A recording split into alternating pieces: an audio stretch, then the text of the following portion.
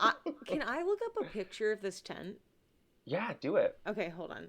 Because I'm imagining like literally a like little kitty tent, and I know that that's not the No, correct no. thing. I mean, like I said, they're all professionals. They all knew what they were doing. Yeah.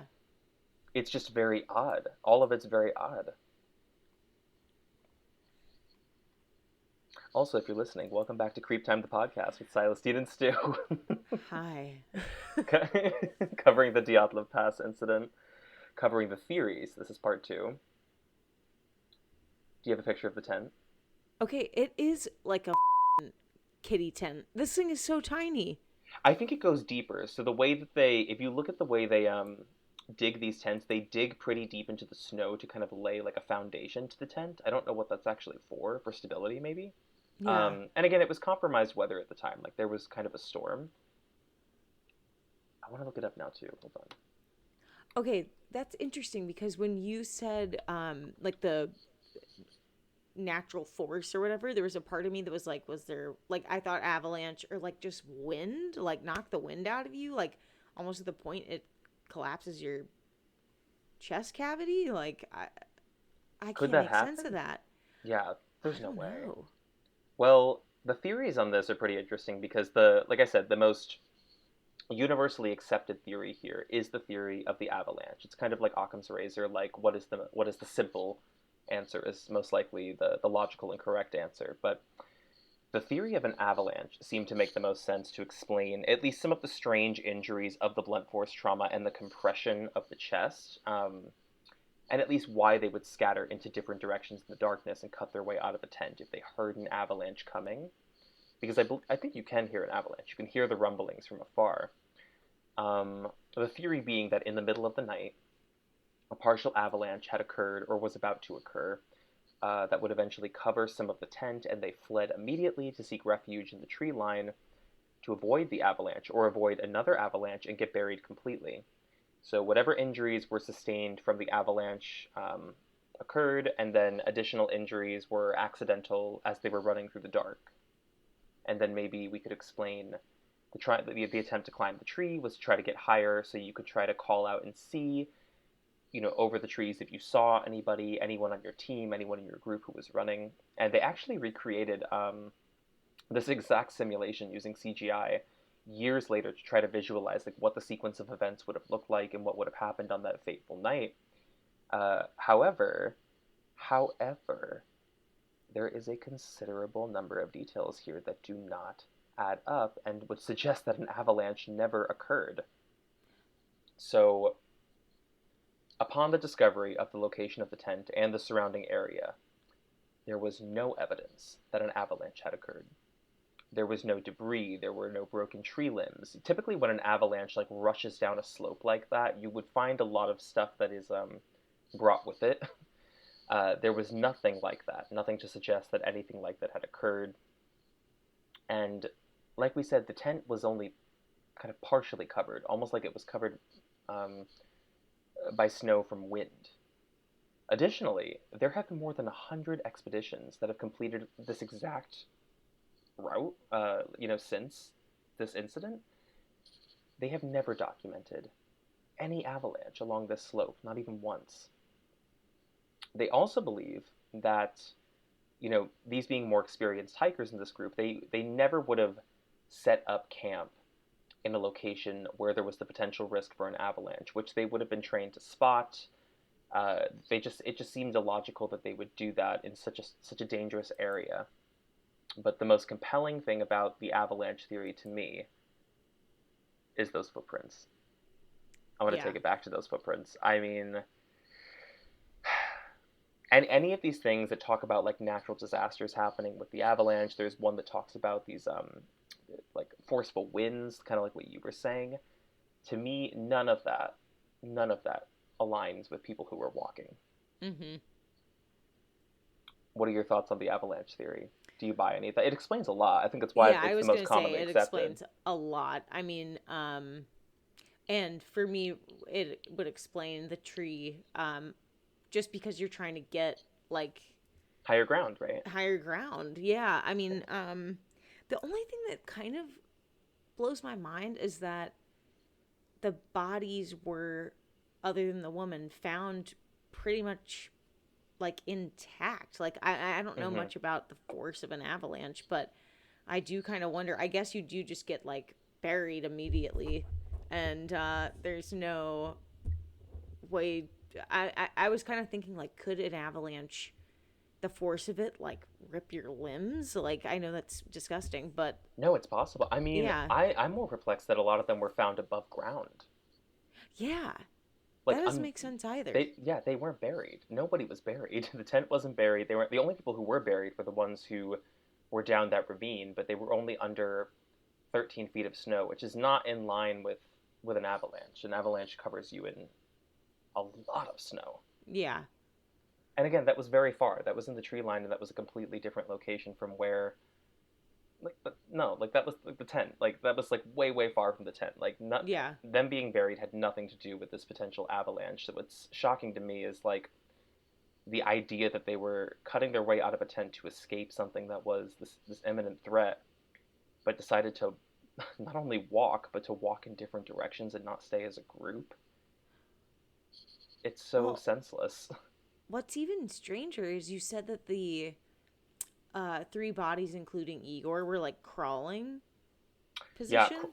Well, I think it was that they had become so cold that they had lost the ability to walk on the way Yeah. back. So they had just dropped and were kind of trying to crawl as like a last resort to get back to the tent. Well, and if we do buy the avalanche thing, how sad, because they might have actually survived it, and then this was a group that was trying to get back, and they couldn't. Well, my other thing too is like if there was an avalanche or they thought they were running from an avalanche, what are you trying to go back to the tent for? What are you trying to get at the tent? You're assuming the tent Food, is buried, maybe. aren't you? Well, the tent's buried under an Yeah. avalanche, right? Yeah, but I guess it's better than It's your staying out there in the yeah, snow. it's your only option, I guess. It's your only option. Hmm. It's very dark. Very dark. Oh God, I would feel for the, if that is the case with the three, that they actually survived and they were trying to get back, because I would have rather just had it take me down and die pretty much immediately than struggle through that and die of hypothermia. Oh my God. Well, I mean, there is some evidence that a lot of them were trying to survive because we know from the four that were found who were wearing the clothing of the others who did leave with clothes. They took it off them. So we do know that like they at least had the instinct to go back, even if their friends had died before them, take their clothing, try to bundle up, try to stay as warm as possible. Um, it's just unclear as to whether or not they thought there was a campsite to return to. Mm-hmm. It looks like three of them did, which is confusing. Yeah. But then you had mentioned a theory before. You touched on it, which I thought was interesting. This theory about the winds. So I think they're called katabatic winds, but I could be pronouncing that incorrectly. Mm-hmm. I was reading about this. It's a pretty rare phenomenon, but it's an extreme and uh, you know unforeseen windstorm that could be. It could take place anytime, but specifically in a location like this, it would be more than likely. Um, that could explain the need to sort of flee the campsite and take shelter down in the tree line. The reason it was reported was because that little torch lamp, like we said, was left at the campsite, indicating that maybe they had to leave while the windstorm was bad, and then hoped to come back once the winds had calmed down, but they would need that light as a source to guide them. But this, again, negates the theory to explain the footprints and explain why they were walking, or how any of their campsite would even hold up through winds like that. Or could it explain the walking? You can't run in a windstorm if it's that That's intense. true. No, that's a good point. Yeah. Yeah, maybe, actually. I just can't understand how the tent and the lamp would like stay intact, but I also can't understand like how winds could be so bad that you have to run out without clothes. Maybe Well, they could. I do know from my Outward Bound days that Okay. there there is a survival mechanism that when it gets really really cold, they do recommend sometimes that you take off your clothes. Um, Oh, you did tell me this. I remember you telling me this yeah, a few podcasts ago. yeah, When we were and talking it's Dylan Parker. yes, yes, yes, yes, and it's Yeah. this strange. I kind of forget the science behind it, so Is I it to can't like remember. acclimate your body to the temperature Yes, a yes, little bit? yes. And it Okay. kind of feels, and it almost like you almost trick your brain into feeling like you're like getting warm by, like you're like burning like warmth almost by having to acclimate. It's this strange thing, but I remember them telling us that, and that's why people, some survivors will like try to take off their clothes kind of as a last ditch effort. Yeah, I mean that's the paradoxical effect of hypothermia. That definitely explains like why at some point they would have taken off their clothes out there Mm-hmm. if they felt like they were on fire, because they were so cold. Yeah. I just I don't know, I have a difficult time imagining these winds that were so forceful that they had to send them out of that tent. But to me that's more plausible um in that scenario. I just can't see how that then leads to them dying of blunt force trauma without any external injuries. There are heavy winds, but I don't know if there are winds that can crush your rib cage. Yeah, well, it's almost like you'd have to get like boom, like knocked over by the wind into something and Hmm. then like have that crush you. But I feel like that would puncture you in a way, whatever that thing was. So the Maybe if you were bodies would have thrown had, down into snow. yeah, I mean, maybe it could possibly if it's like that intense. Yeah, I mean, because snow is something that probably wouldn't show much of a mark on you if you had been thrown into it. Especially off a ravine or something like Yeah. that. I don't know. But the other thing that I don't quite understand is that if there is a windstorm outside, it's got to be so freaking cold. Why wouldn't you all stay in the tent and like literally stack up on top of each other to get heat? Like that Yeah, doesn't make much sense to me. It definitely makes way more sense that there's an avalanche coming and like run. Like it's your last yeah, ditch effort to stay alive. Like we're all either going to die in here or we're all going to die on our own trying to survive. yeah. Or just trying to do something to get away. Like Mhm.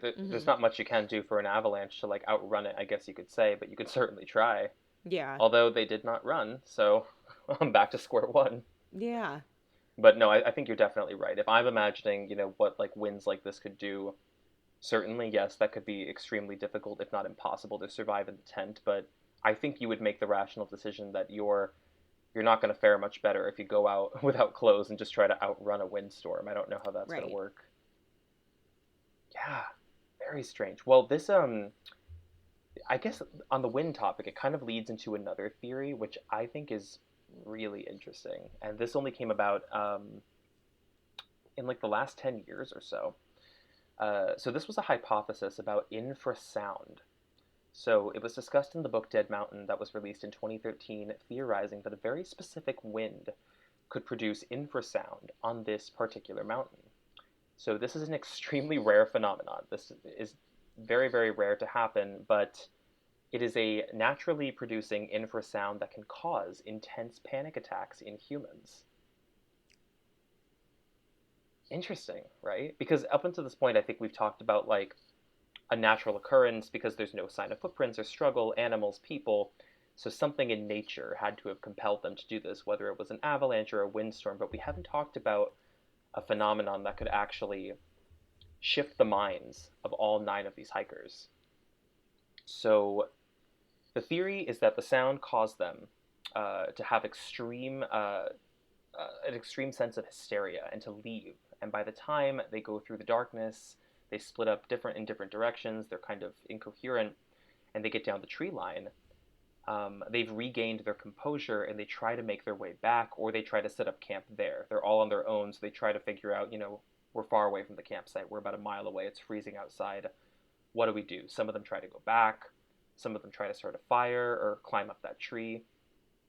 Um, the massive blunt force trauma injuries could have been the result of falling down the ravine, is what this theory suggests. However, I don't know if that makes a whole ton of sense to me because I think fall injuries would be pretty clear to a medical examiner. Hmm. This really just explains the sense of hysteria and the illogical decision making. Oh, I'm intrigued by this. Infrasound? So it's just like Infrasound. almost infosound? Infra. Like Infra. Okay. yeah, like Yeah, infra. yeah. Infrared. Um, wow. Okay. Because I was going to say, how have we not gone at all into anything kind of psychological here? Um, Well, I think we talked about like substances because I think the first yeah. thing to explain this was like, okay, well they went up there and they tripped or they did something that caused them to all think, ridiculous thoughts and cut their Yeah. way out of a tent. Um, but I never would have pegged like a naturally occurring phenomenon in nature to like warp somebody's brain. That's shocking. I've never even heard of that. Oh my gosh. I wonder what It's the sound is supposed to be like. it's very specific to well the way it was described was that this is very specific to the actual like geological structure of this mountain, and it would take Mm-hmm. a certain like speed of wind, a certain temperature, a certain like rock formation for this to travel through in the right way at the right time and create this sound or create this experience that gives them this false sense of hysteria. Yeah. I think it's interesting and I think it's possible because I've read about, I think it's called the Cuban Missile. No, not the Cuban Missile. It's called oh God, what is it? It is this phenomenon that happened in Cuba to American agents who were there not too long Mm-hmm. ago, like in the last like 10 or 20 years, where they were there and they were staying in a government facility, and all of these American like CIA agents became extremely ill, and all of them reported hearing this very intense whistle noise before they became extremely ill. Like they became manic and like had to be hospitalized, like violently sick. Um, and it was theorized, and I think there's additional evidence to support it because somebody actually recorded it. So there is a sound that everyone heard. It's theorized that this was a type of military weapon that was being tested at the time that can direct its directional sound that can cause hysteria and intense illness in humans when they Oh my hear it. gosh. So to me, I was like, that sounds like a manufactured version of this. Yeah. Infrasound. Yeah, I mean that's it explain I mean that does happen. People suffer from tinnitus where they get that ringing sound in their ear, they go nuts like The only something thing like that that could happen. the only thing that's strange about it is that this still does not account for the blunt force trauma Yeah. from the unnatural force. There are it's Yeah. like you solve one element of this, it negates the other. Mhm. There's really no foolproof explanation for what actually happened, which would lead me to this other theory about military testing. And this is actually going to talk about the camera roll that was found. Ooh. Ooh. I'm like, how many more are there? This is I know. great. I was like, I there's got to know. be like one explanation for this, and it was like a natural disaster, and like this is so interesting. It's yeah, I mean, the infrasound one is fascinating. I mean, everything we've talked about up until this point, I think feels very plausible. Not that military experience isn't plausible, but it's certainly something that I think there would be more physical evidence of, unless, I mean, who knows? Who Yeah. knows what the Soviet Union covered up? But Mhm. this theory suggests that the hikers were bombarded with parachute mines during the military tests that occurred in this specific area. So this is interesting too because this actually comes from reports of other hikers who were on the Ural Mountains who were pretty far away, but were still, in this area on the night of, as well as the Mansi people, the indigenous people who were also nearby. So it was confirmed that this location on the mountain, right, was was one that the Soviet government had used previously and had tested these parachute mines, many of which detonate actually before they impact the ground. They can detonate in the air. Um, so this would have been an explanation that came in from the Mansi people and the other hikers who were far away, who saw the sky on this night and claimed to see orange lights in the sky, unexplained orange lights. So it's theorized that these were actually parachute mines that had detonated. And if you remember that last photo in the camera roll, it's kind of hard to explain because it's out of focus and it's a black backdrop. It looks like they're pointing the camera up at the night sky, but there is this bright light in the left-hand corner out of focus. and we don't know what that is, but it looks like something in the sky that's like hovering above them. So it's believed that it could have been one of these parachute mines that had hovered above them, but then had scared them. And they thought to themselves, we have to cut our way out of the tent. Maybe they're walking as they're arguing, talking about like, we can't just leave everything here, but they realize that they are in immediate danger because there's Yeah. something detonating above them. The only issue with this theory is that there was no evidence to support that any of that occurred, aside from the reports of these unknown orange lights in the sky. Hmm. But then how do we explain those unknown orange lights in the sky? Well, we don't know that that's what that is in that photograph. I mean, it could have just been the We film don't. back then was so strange. Like it could have been. You should look up a picture of this as well, actually. Okay. Look up, I think it's frame 33. Okay. Frame 33, Dyatlov Pass. I love doing this while I haven't done this while we're on, like, I we're know, I know. recording. I You feel never like I'm a get visuals. hacker. I feel like a hacker. Okay. Hold on.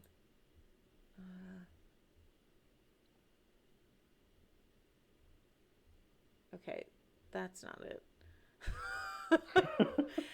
It It brought could me be. the Devil's Pass. That's not it. Hold on. Not the Devil's Pass. Not the Devil's Pass. Okay. Oh, wow. These photographs are so interesting. Whoa. Oh my gosh. Do you see the final frame? Yeah, I'm trying to get there.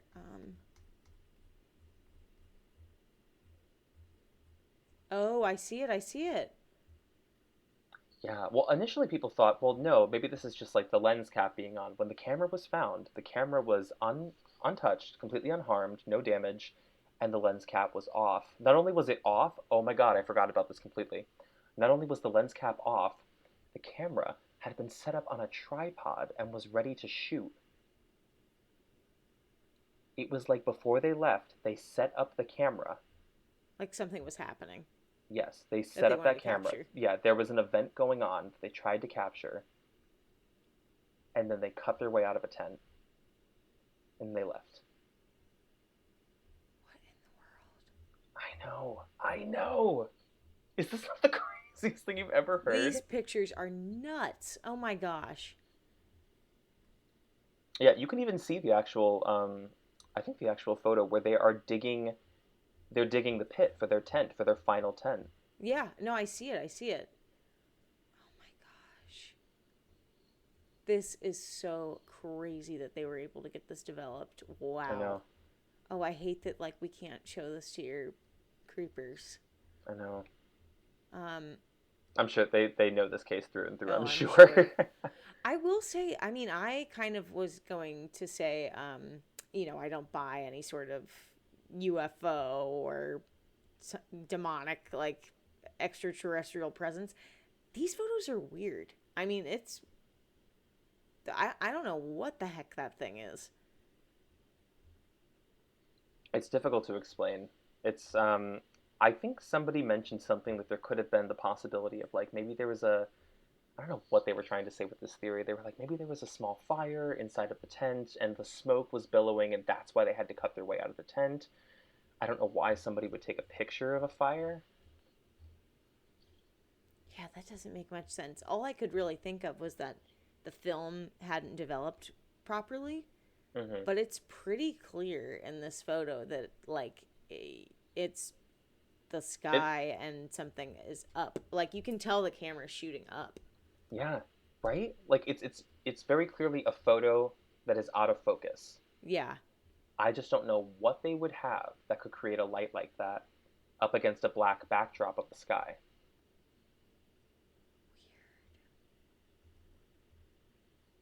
Chilling. It's chilling. I mean, even looking at the other photos of them, of the whole crew as they were on, the expedition, the hike, it's just menacing to see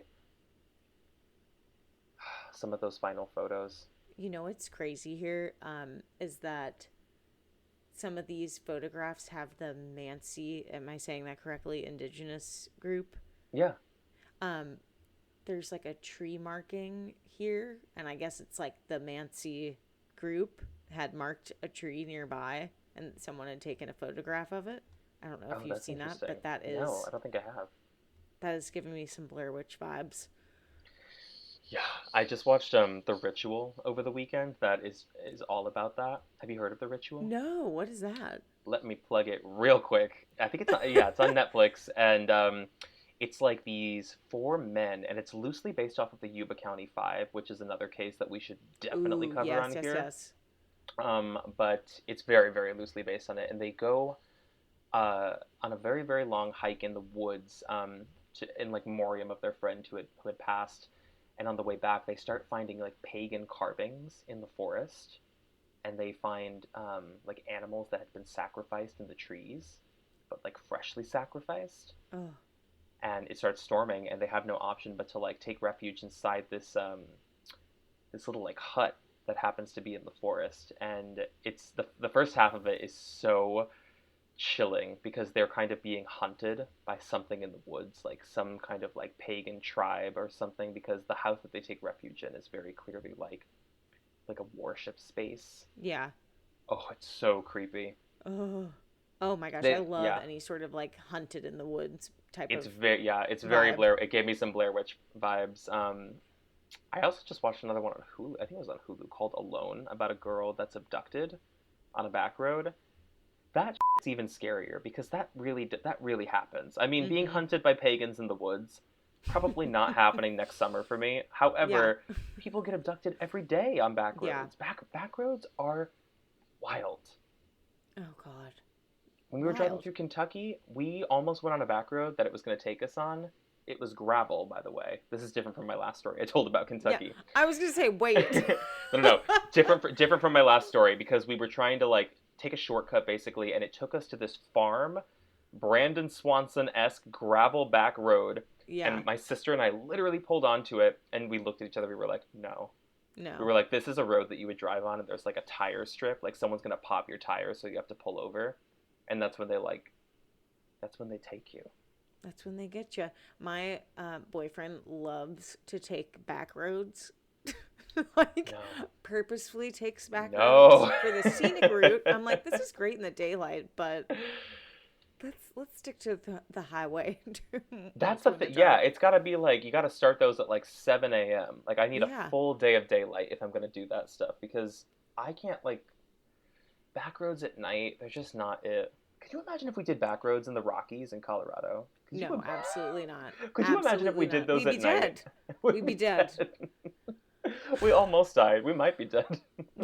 Yeah, I might be spirit. After that, I might be I mean, spirit. I think you saw my spirit leave my body I did. It was in the one of the actual moment. greatest moments in my life. This For like a quick recap of the story, we had to drive a 26-foot long truck through the Rockies of Colorado, with a very steep drop off on the side of us. And at one point, as we're going down this road in the Rockies, you hit something, or like there was some kind of divot in the road that like jolted the entire truck, and I think Yep. the panel had like popped open. The entire panel of the glove box fell off into your lap. We hit it so hard. I actually I remember looking at you because I was like, "Oh my god, he's going to think we're going off the edge of the cliff." And because you had been, I think like maybe logging our miles in the we had to log I our was doing a miles in truck the log. truck log. I was doing a We truck log. You were being your diligent self logging, mile 17. We're at however X amount gallons of gas I'm left. like full Davy Crockett. I'm like, on this expedition, we stopped Literally. off as we were travelers. Oh my god. I will never forget looking at your face. You actually, all of the color had left your face. Like, you had fully committed to the idea that you were ascending into heaven at that point. Like, or hell. No, I was gonna say, I didn't have much time to think. I actually don't remember too much about it. I just remember us laughing about it afterwards. But the actual moment, I think my brain had to shut off. It was like preparation for death. I was like, We well, it's didn't over. speak. We didn't speak for a solid. I think I said, "Are you okay?" We didn't speak for a solid couple of minutes, and then we started laughing, and I was like, please tell me we can stop at this McDonald's right now and get a McFlurry. I remember us Oh God, stopping and getting McDonald's because we needed to like, that I was needed a therapy for biscuit us. or something. Yeah, I I needed some. needed a McFlurry immediately. Oh God, it was so. My heart was beyond, and I just remember our visibility was so compromised too. Like it was foggy out, wasn't it? Oh, it was foggy. It was the rail, the guardrail, if you want to call it that, on the edge of the mountain was you couldn't see it. You Oh, could well, not especially see in it. yeah, well, a truck of our size, like we're gonna flip over that thing. If we want to Yeah. go past that thing, we're gonna go past that thing. Yeah. I do remember being in that truck with Laura, and I remember driving, and it had started snowing, like a full fog, like the mist, like Stephen King's The Mist had taken over, Yeah. and it was snowing. And Laura just turned to me and she was like, "Don't drive. If you don't want to drive, don't drive." And I'm not kidding. I went like 4 or 5 miles per hour Yeah. in that truck. Hazards on. Because I was, I mean, honestly, if I had my wits about me, I probably would have just driven the thing right off into one of those truck ramps. I would have said, "F it all." I honestly, I feel like you need to do a creep time on truck ramps because why are those so scary looking? Like they're so sinister. We hadn't used it Because yet. I had to use it, it. yeah, I know, thank you. I was like, strange, we've gotten through a whole episode without saying sinister. Without saying Truck sinister. ramps are, I mean, they're eerie because they're the fallback to death. You know what I mean? Like your option is Yeah. to either run the truck down the hill and go off a ledge, or kill Yes. everybody, or go through a truck ramp. And just hope to God you. You don't bust through it. Yeah. Yeah, that truck, never again. Arguably, though, I would say that that was less stressful than driving that thing in New York. Okay, we have to dedicate an entire bonus episode to that, and it has nothing to do with creep time. Nothing to do with creep time. Forget the podcast. Forget Dyatlov Pass. That's It's premium just, content for you. yeah. I was like, you're gonna have to subscribe, $8.99 a month if you want to Yeah, hear about my New it York is. experience Oh my driving a semi. gosh. God, that was the closest I think I've ever been to like just walking away from all of my adult responsibilities and getting a Hilton. Get, getting a That was Hilton your hotel. that was your Dyatlov pass. You almost I'm cut joking. yourself out of that truck and just Oh walked. my You god. didn't even run. You just walked.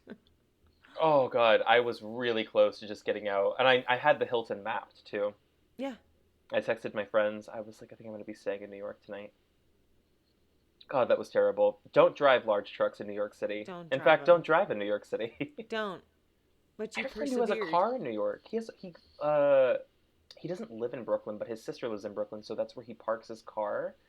I'm like, why? Why do you have that? Get rid of it. I don't understand. It would be I so live much in LA. I want to get responsibility. rid of my car. Yeah. I don't want it. I don't need it. Well, you walk everywhere, so you don't need a car. No. I'd like a car, but yeah. You should get like a little Vespa. That's oh shoot. Shoot. I'll bleep it again. Bleep it again.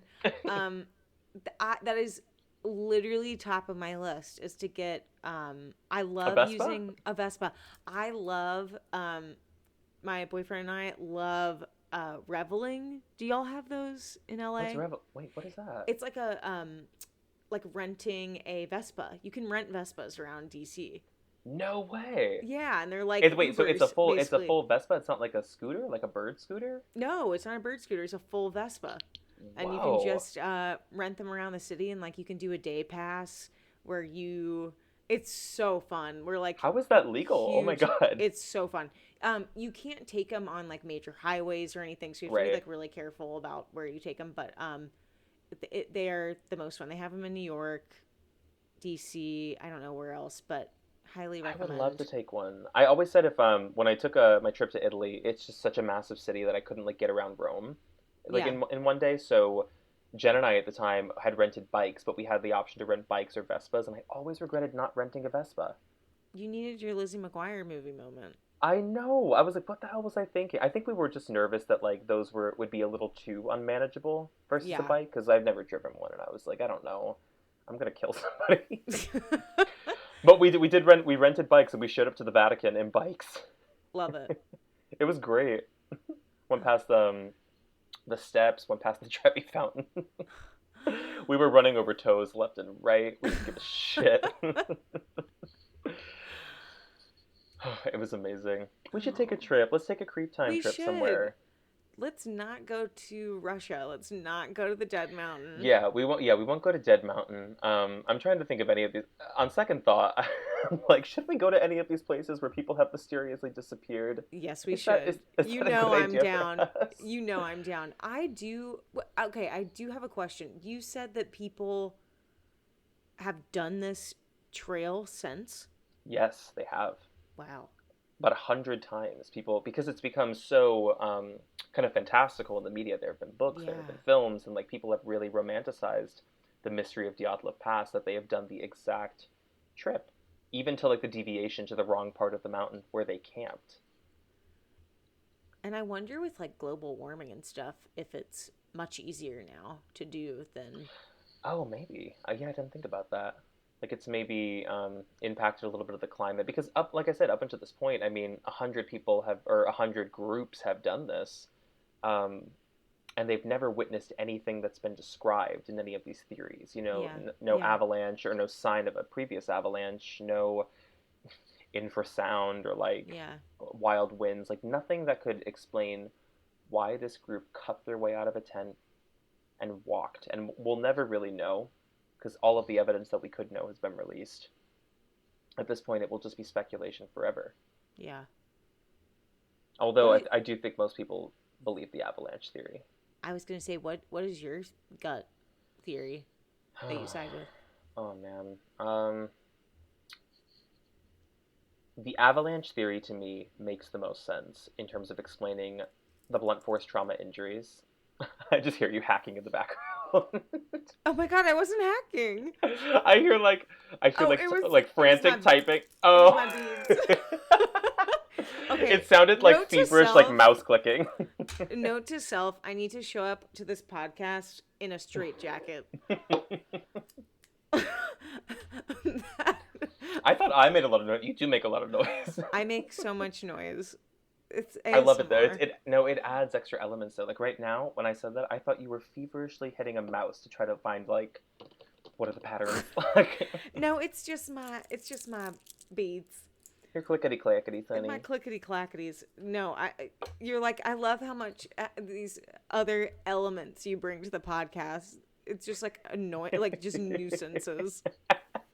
No, you help give relief to a lot of like the denser portions where I'm going on about like the stories and the exposition, but then all of a sudden there's like a light that falls or there's Yeah, an owl that flies through your window. yeah, I do bring spirit. I will say that. You certainly bring spirit. I Yeah, will agree to that. I mean, do you side with the avalanche theory on this? Because it sounds like you're a little on the fence and you're a little perplexed by that camera footage. yeah, I do. Okay, oddly enough, after looking at the camera footage,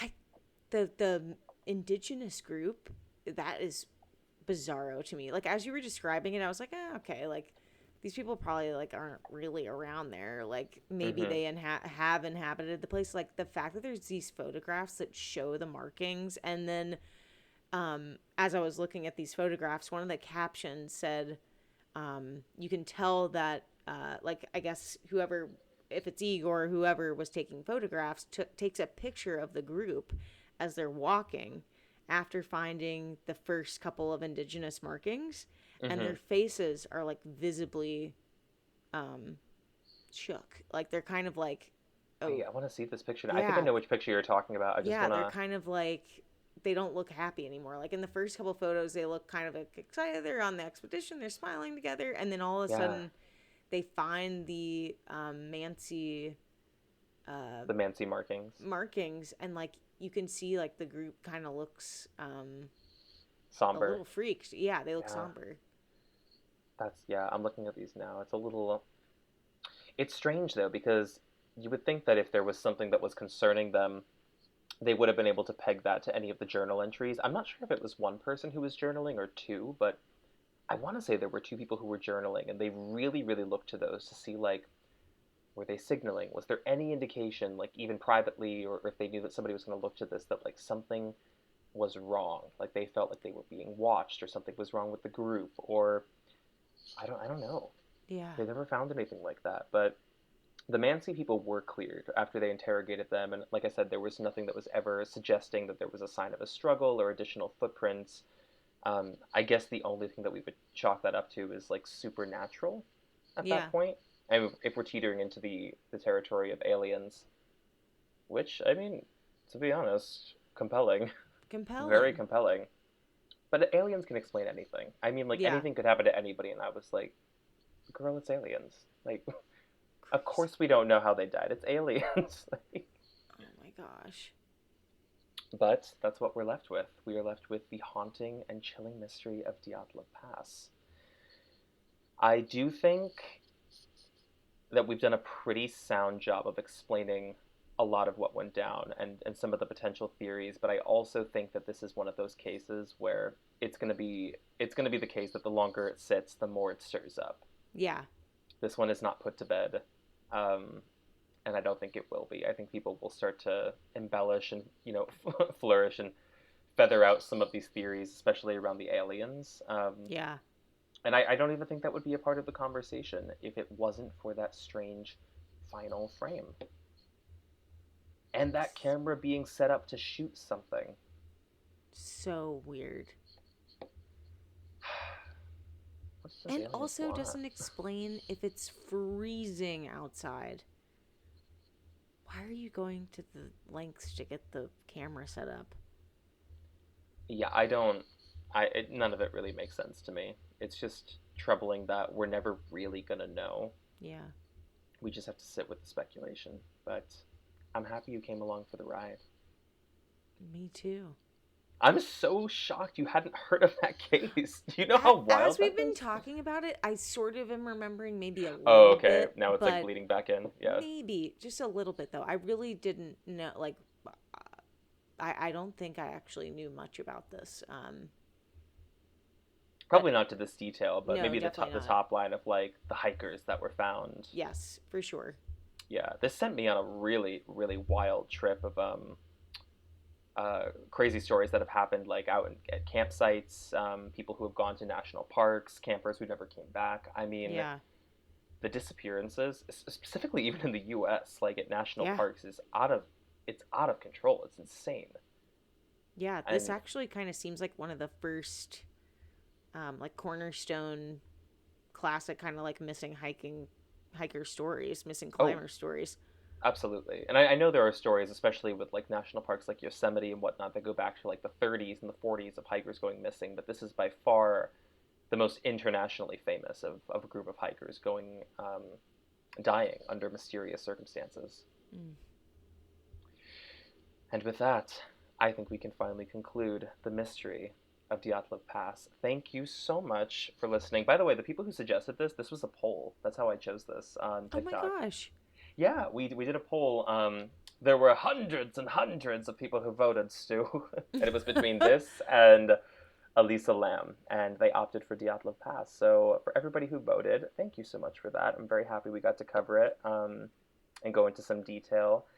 And we will catch you guys on another Creep Time. Bye.